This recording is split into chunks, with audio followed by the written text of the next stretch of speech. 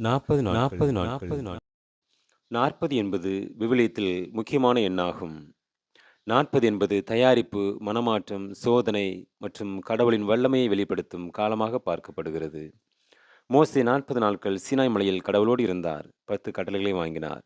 இஸ்ராயேல் மக்கள் பாலைநிலத்தில் 40 ஆண்டுகள் அலைந்து திரிந்தனர்.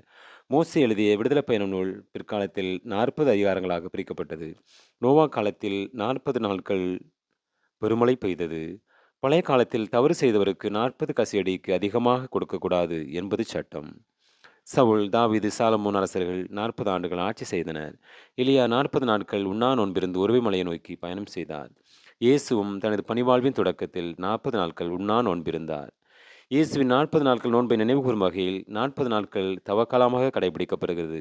இது ஜெபம், நோன்பு மற்றும் மனமாற்றத்திற்கு உகந்த தகுந்த காலமாகும்.